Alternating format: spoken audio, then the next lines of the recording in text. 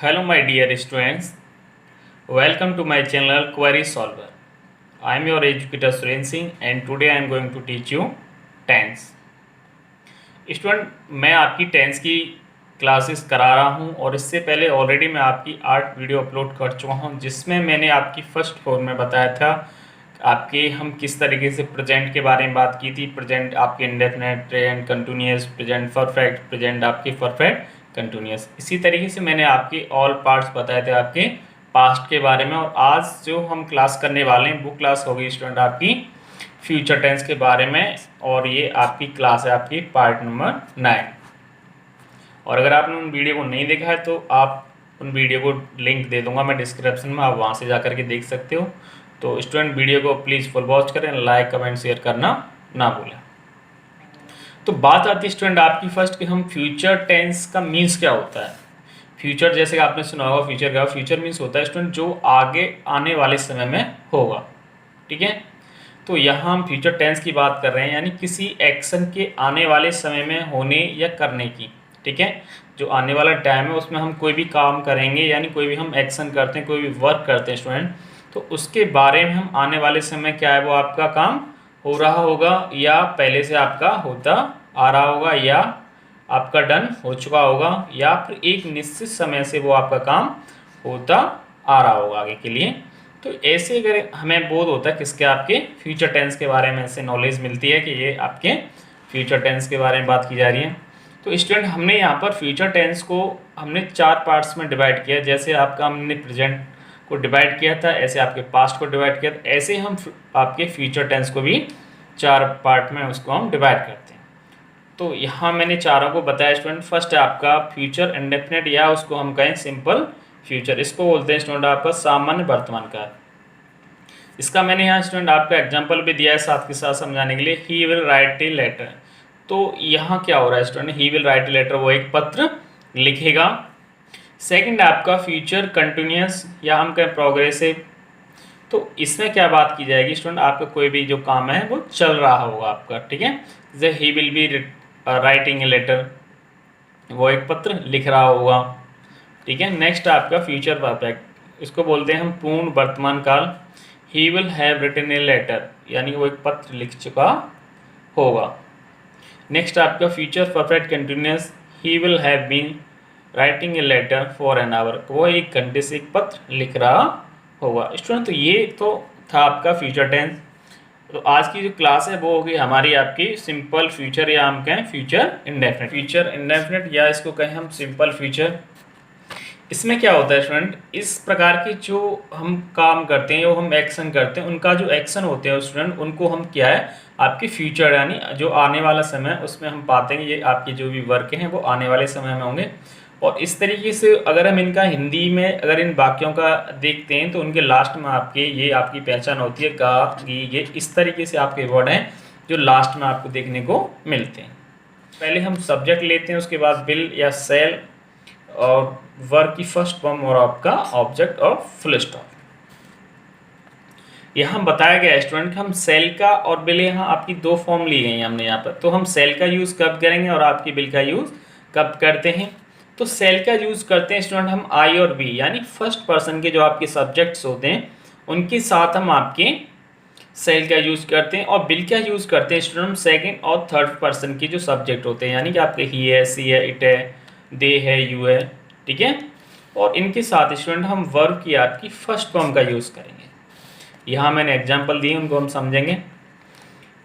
We shall clean the house, तो यहाँ आप क्या समझ रहे होंगे स्टूडेंट, वी के साथ हमने यहाँ सेल क्यों किया है, क्योंकि ये आपका फर्स्ट पर्सन में आपका प्लूरल में आता है। आई और बी आपके फर्स्ट पर्सन में होते हैं और मैंने बताया भी फर्स्ट पर्सन के साथ हम सेल का यूज़ करेंगे और सेकेंड और थर्ड के साथ स्टूडेंट आपका हम विल का यूज़ करते हैं। तो इसका हम हिंदी प्रोनाउंस निकालते हैं कि we shall clean the house, कि हम इस घर को क्या करेंगे, साफ करेंगे।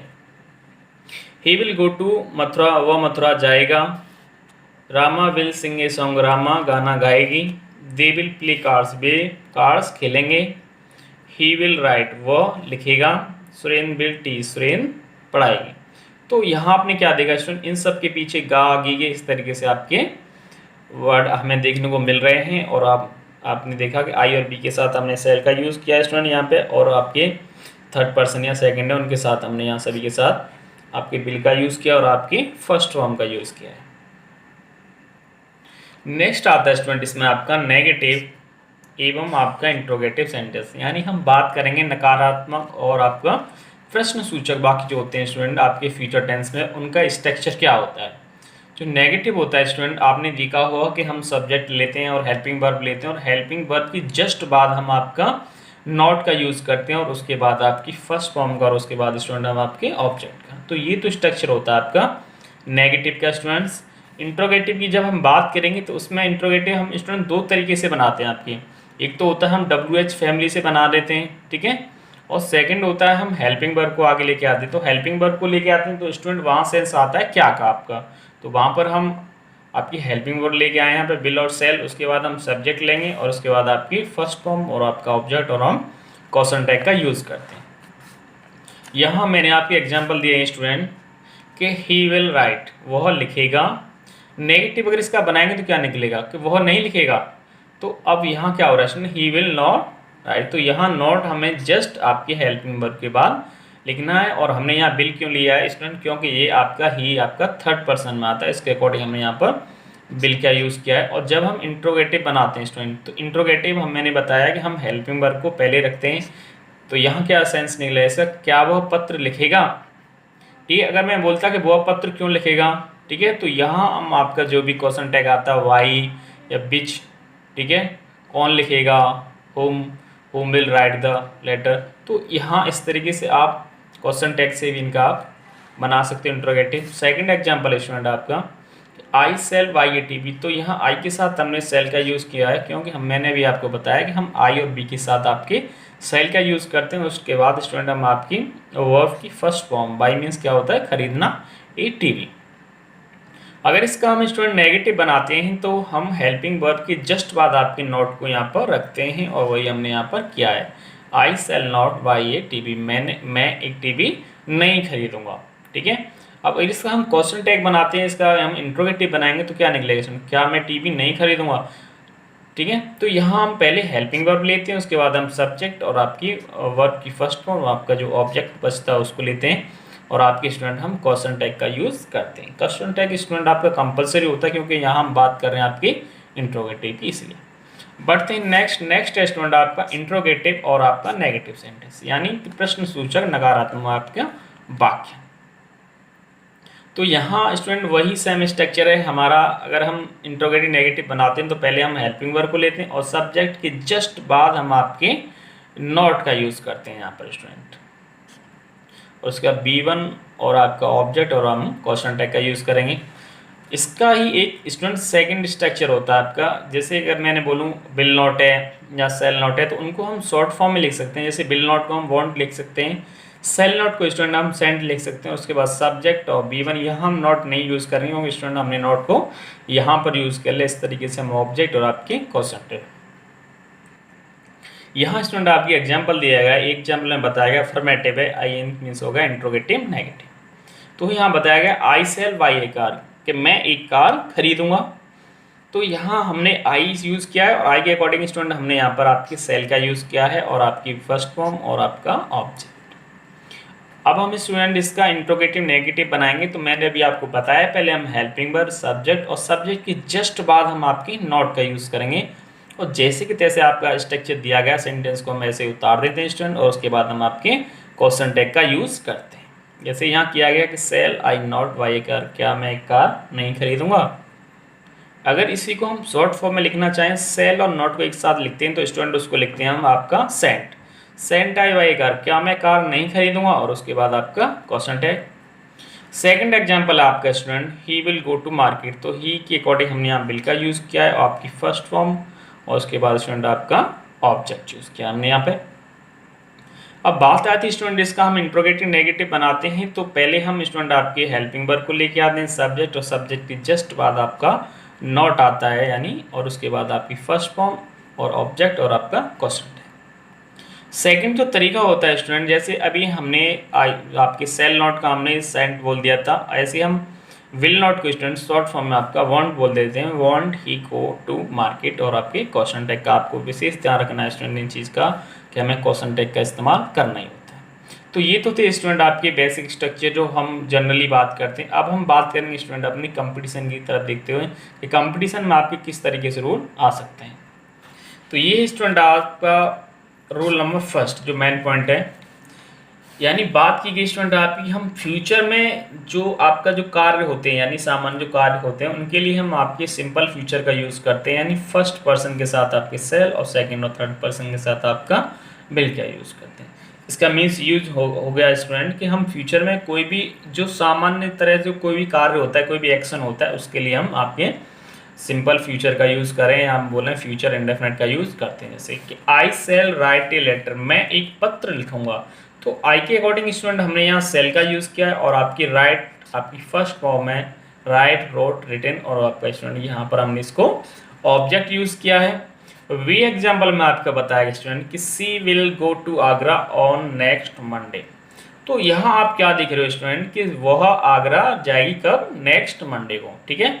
तो सी आपका स्टूडेंट थर्ड पर्सन में होता है, इसके अकॉर्डिंग हमने यहाँ पर विल का यूज़ किया, और आपकी गो आपकी वर्ब होती है स्टूडेंट, और आपका ये ऑब्जेक्ट दिया गया आगे।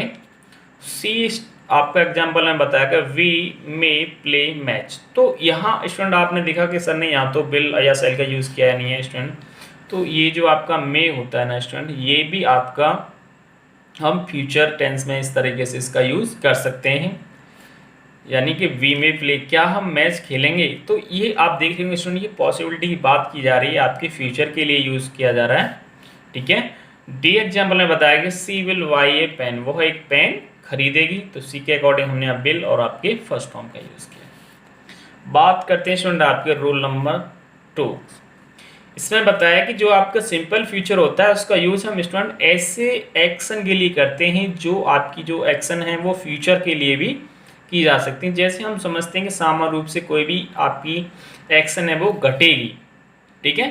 जैसे यहाँ बात की गई समर विल कम अगेन, अब मान लीजिए आप इस टाइम समर चल रहा है, मौसम समर वेकेशन है, और समर वेकेशन के पास क्या होगा, फिर से समर वेकेशन आएगा, अगर विंटर है तो फिर विंटर आएगा, ठीक है। तो आप यहाँ समझ सकते हो कि कोई भी जो एक्शन है वो रिपीटेड है, नेक्स्ट टाइम में वो आपकी जरूर होगी, तो वहाँ पर भी हम आपके सिंपल फ्यूचर का यूज़ कर सकते हैं। जैसे समर विल कम अगेन, आपकी जो गर्मियाँ फिर से आएंगी, ठीक है। Birds will build their nest, तो जो चिड़िया है वो अपना घोंसला बनाएंगी। तो ये क्या आप समझ रहे हो स्टूडेंट कि ये क्या है, आपकी जो फ्यूचर में ये घटनाएं आपकी होंगी एक तरीके से, ठीक है। चिड़िया हैं तो अपने लिए घोंसला बनाएंगी, अब सर्दी गई है तो फिर दोबारा भी सर्दी आएगी, गर्मी आई है तो गर्मी भी आएंगी। तो ये आप समझ रहे होंगे कि फ्यूचर में कोई भी जो एक्शन है वो होगी, तो उसके लिए हम आपकी सिंपल फ्यूचर का यूज़ कर सकते हैं। सी एग्जाम्पल ने बताया कि we shall eat and enjoy, हम खाएंगे और आपका एंजॉय करेंगे, ठीक है स्टूडेंट। तो वी के अकॉर्डिंग हमने यहाँ सेल का यूज़ किया है। पीपल विल मेक प्लान, जो लोग हैं वो क्या है, प्लान बनाएंगे। तो ये एक जनरली बात की जा रही है, और इसमें बताया गया कि ये घटना क्या है स्टूडेंट आपकी फ्यूचर में होगी, तो यहाँ पर हमने आपके विल का यूज़ किया है, जो कि आपके सिंपल फ्यूचर के बारे में हमको बताता है। नेक्स्ट बात की गई स्टूडेंट आपके रूल नंबर 3 में बताया गया कि हम जो भी कंडीशनल सेंटेंस के प्रिंसिपल क्लॉज में सिंपल फ्यूचर टेंस का यूज़ करते हैं स्टूडेंट। अब यहाँ कंडीशनल सेंटेंस क्या होते हैं, कंडीशनल होते हैं स्टूडेंट ऐसे टेंस, हमारा सेंटेंस ऐसे वाक्य होते हैं जिनमें हम किसी भी शर्त की बात करते हैं, ठीक है। जैसे आपको पता है इफ़ है, बिस है, बी, तो इस तरीके के वर्ड हैं जो हम पहले यूज़ करते हैं। तो इसमें बताया कि कोई भी कंडीशनल सेंटेंस है उसमें हम आपके सिंपल फ्यूचर का यूज़ करते हैं। जैसे यहाँ बताया गया if you come here I shall help you, तो यहाँ आप क्या समझ रहे हो स्टूडेंट, इफ़ यू, अगर तुम यहाँ आओगे तो आई सेल हेल्प यू, मैं तुम्हारी मदद करूँगा। तो ये स्टूडेंट आपका सबऑर्डिनेट क्लॉज है, और ये आपका प्रिंसिपल क्लॉज है। प्रिंसिपल जो क्लॉज होता है स्टूडेंट अपने आप में स्वतंत्र होता है, और जो सबऑर्डिनेट क्लॉज होता है वो एक तरीके से उसमें आपका सेंटेंस वो क्लियरिफाई नहीं होता, यू कम हेयर, तो तुम यहाँ आओगे, लेकिन ये सेंटेंस आपका पूरी तरीके से कंप्लीट नहीं है, और आपका जो प्रिंसिपल क्लॉज होता है वो अपने आप में स्टूडेंट आपका कंप्लीट होता है। और जो आपका प्रिंसिपल क्लॉज है वो किस में होगा, आपका सिंपल फ्यूचर में होगा। तो आई सेल हेल्प यू, मैं तुम्हारी मदद करूँगा, ठीक है। She will come if you write to her, इसका मीन्स हो गया कि वो यहाँ आएगी अगर तुम उसको बुलाओगे या उसको लिखोगे। तो आपने देखा ये प्रिंसिपल क्लॉज में तो इसके साथ हमने आपके सिंपल फ्यूचर का यूज़ किया, ये सबऑर्डिनेट क्लास में, तो हमने इसके साथ आपके सिंपल प्रेजेंट टेंस का यूज़ किया। सी एग्जाम्पल में बताया गया कि when it rain the planet will grow, जब बरसात आएगी तो प्लैनेट आपके उगेंगे। तो यहाँ आप समझ रहे हो कि वर्षा आएगी, ये कंडीशन है कि जब वर्षा होगी तभी आपकी फसल उगेगी। तो यहाँ आप समझ सकते हो। तो इस तरीके से आपके जो कंडीशन सेंटेंस होते हैं उनमें भी हम आपके सिंपल फ्यूचर का यूज़ कर सकते हैं। नेक्स्ट स्टूडेंट आपका रूल नंबर 4, इसमें बात की गई है आपके some important structure to denote future action. कुछ ऐसे स्ट्रक्चर होते हैं स्टूडेंट जिनका हम यूज आपके फ्यूचर रिलेटिव हम बातों के लिए या बाकियों के लिए हम इसका यूज़ कर सकते हैं। तो फर्स्ट स्ट्रक्चर दिया गया स्टूडेंट आपका ए में बताया गया है कि सब्जेक्ट हैज़ हैव, उसके बाद इन्फिनिट। इन्फिनिट क्या होता है स्टूडेंट आपका, आपकी जो वर्ब होती है उससे पहले हम टू लगाते हैं और टू से बाद में हम फर्स्ट फॉर्म का यूज़ करते हैं, तो उसको हम आपके इन्फिनिट बोलते हैं, यानी 2 + V1। I have to pay the fees, तो इसमें आप समझ रहे होंगे क्या है आई हैव टू पे फीस। अगर मैं यहाँ बोलता कि आई हैव पे द फीस, मुझे फीस जमा करने जाना है, तो यहाँ क्या आपको, तो यहाँ सेंस नहीं लेगा, I have to pay the fees, मुझे फीस जमा करना है, ठीक है। She has to go this work, sorry she has to go this work any cost, वो इस काम को करे चाहे कोई भी कीमत हो। तो यहाँ आप समझ रहे हो स्टूडेंट, ये काम क्या है, आपके फ्यूचर के लिए हमें बता रहा है कि चाहे कुछ भी हो जाए वो इस काम को करेगा। तो ऐसा तो नहीं उसने काम कर लिया हो, बात तो आने वाले समय की जा रही ना। तो यहाँ पर इसीलिए हमने यहाँ पर आपका सिंपल फ्यूचर का यूज़ किया है। He has to go there, he has to go in time, उसको वहाँ समय पर जाना होगा। नेक्स्ट स्ट्रक्चर है आपका स्टूडेंट बी, इसमें बताया कि सब्जेक्ट और उसके बाद हम इस आर और एम, उसके बाद वही आपकी 2 + V1। इसका मीन्स होता है स्टूडेंट मुझे जाना है, I am to go there, मुझे वहाँ जाना है। तो वहाँ जाना है तो आप फ्यूचर की बात करें, तो इसीलिए I am to go there, मुझे वहाँ जाना है। She is to sing a song, वो एक गाना गाएगी। They are to come here tomorrow, वो यहाँ पर कल आएंगे। तो ये सब आपको क्या बताया स्टूडेंट, फ्यूचर के एक्शन को डेनोट कर रहा है। सी स्ट्रक्चर में बताया गया स्टूडेंट आपका कि हम सब्जेक्ट इज आर एम और उसके बाद हम अबाउट टू, अबाउट और आपके 2 + V1। इसका मीन्स हो गया, अबाउट मीन्स क्या होता है स्टूडेंट, के बारे में, ठीक है। तो ये हमें स्ट्रक्चर बताता है फ्यूचर में कोई भी जो एक्शन होने वाला है। The train is about to start, ठीक है। तो ट्रेन क्या है आपकी स्टूडेंट, स्टार्ट होने वाली है। तो ये स्टार्ट नहीं हुई, मतलब स्टार्ट होगी, ठीक है। तो ये सेंस क्या आ रहा है आपका, फ्यूचर से रिलेटिव आ रहा है। The chief guest is about to arrive, chief guest हैं वो आने वाले हैं, तो अभी तक नहीं आए, मतलब आएंगे, तो वो फ्यूचर की बात है students. She is about to sing a song, वही गाना गाने वाली है, तो उसने गाना नहीं गाया अभी, वो गाना गाएगी, ठीक है। डी स्ट्रक्चर में बताया गया है स्टूडेंट आपका कि सब्जेक्ट और उसके बाद हम इज आर एम, उसके बाद हम गोइंग और उसके बाद आपका टू इन्फिनिट, यानी आपकी टू के साथ हमको वर्ब की फर्स्ट फॉर्म का यूज़ करते हैं, उसको स्टूडेंट हम आपका इन्फिनिट बोलते हैं। इसके एग्जाम्पल दिए गए स्टूडेंट आपके, I am going to write several books, इसका मीन्स होता है जा रहा हूँ। आई एम गोइंग, मैं बोलूँ आई एम गोइंग तो मैं जा रहा हूँ, ठीक है। तो आप समझे वी आर गोइंग तो हम जा रहे हैं। तो सेंस निकालो स्टूडेंट उसका, समझो कोई चीज़ है तो वो हम किसी चीज़ के टॉपिक के बारे में बात करें तो उसको समझो वो किसके बारे में बात कर रहा है, ठीक है। तो I am going to write several book, मैं बहुत सारी बुक को लिखने जा रहा हूँ। तो बुक अभी आपने लिखी नहीं, वो आप बुक लिखोगे students. I am going two by a car, मैं एक कार खरीदने जा रहा हूँ, मतलब आपने बुक अभी कार नहीं खरीदी, आप कार को खरीदने जाओगे।